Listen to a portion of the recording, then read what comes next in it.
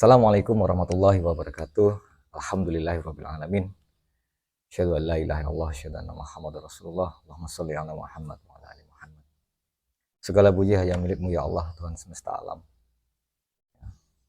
Tuhan yang menguasai segala sesuatu, di tangannya lah semua kerajaan. Orang kaya mati, orang miskin mati, raja-raja mati, rakyat jelata mati. Mari kita persiapkan bekal hidup kita sebaik mungkin, terutama kita perbaiki ibadah sholat kita. Untuk yang laki-laki, kita usahakan sholat berjamaah di masjid maupun di musola terdekat kita. Ya, untuk perempuan, dianjurkan sebaik-baiknya adalah sholat di rumah. Ya. Insya Allah kalau suaminya pergi ke masjid berjamaah, insya Allah istrinya akan mendapat pahala yang sama. Insya Allah. Baiklah, pada kesempatan yang berbahagia ini masih bersama kita akan belajar mengenai tentang perkara sholat, ya, sholat fardu. Ada satu pertanyaan dalam buku yang ditulis oleh Abu Muhammad Ibnu Shalih Hasbullah. Bolehkah seorang muslim, ya, mengqadha sholat subuh ketika bangun di saat matahari terbit, atau ia tunda dahulu hingga matahari naik? Bagaimana mendiskusikan dua hadis di atas? Nah, maksudnya adalah ada dua hadis Nabi Muhammad SAW. Yang pertama, kan saya baca, a'udzubillahi minasyaitonirrajim.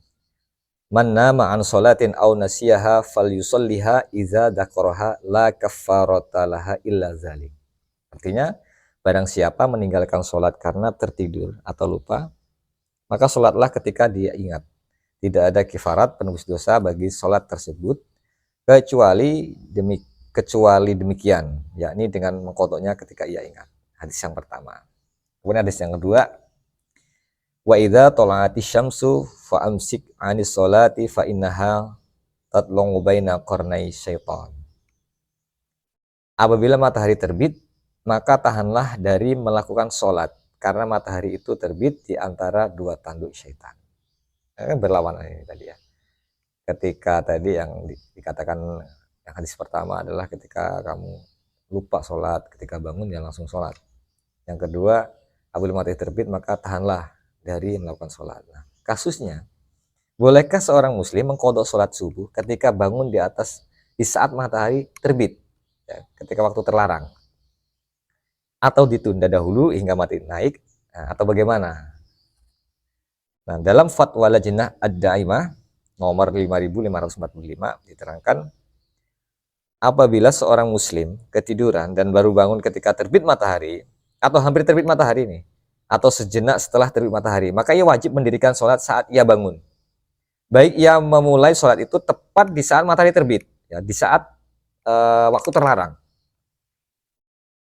atau matahari terbit ketika ia sedang sholat, atau ia baru memulai sholat setelah matahari terbit. Allahu Akbar, Allahu Akbar. Nah, matahari sudah mulai terbit. Demikian pula apabila seorang tertidur sehingga tertinggal sholat asyar dan baru bangun atau teringat setelah tenggelam matahari, ia harus sholat di saat itu. Tidak mengapa bertepatan dengan tenggelamnya matahari, dan ia boleh memulai sholatnya ketika tenggelam matahari. Ya. Jadi kasusnya antara sholat subuh dan asar ini sama, ya. Ketika tertidur atau lupa dalam konteks ada udzur syar'i, ya, maka ketika ia bangun tidak mendapatkan waktu tersebut, asar misalkan sudah habis, kemudian waktu subuh juga sudah habis, maka kata Nabi boleh langsung untuk melaksanakan sholat yang tertinggal, ya. Tidak harus menunggu di waktu terlarang tersebut, ya. Maka segera laksanakan sholat yang telah kamu terlupakan atau tidur karena hingga habis waktu, seperti itu. Jadi demikian jamaah, mudah-mudahan bisa bermanfaat untuk kita semua.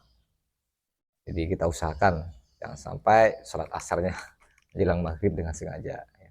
Atau jangan sampai kita terbiasa bangun siang subuhnya karena begadang dengan hal yang nggak berguna, nggak bermanfaat, akhirnya kebiasaan, saya terus bangunnya kesiangan. Nah, itu kan karena faktor kita sendiri yang kita sengaja tidak mengontrol waktu kita, memanage waktu kita dengan baik. Insya Allah kalau kita tidurnya agak sore, insya Allah jam 3, jam 4 itu sudah bisa bangun, insya Allah ya.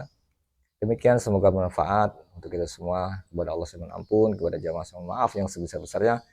Subhanakallahumma wa bihamdika asyhadu an la ilaha illa anta astaghfiruka wa atubu ilaik. Assalamualaikum warahmatullahi wabarakatuh.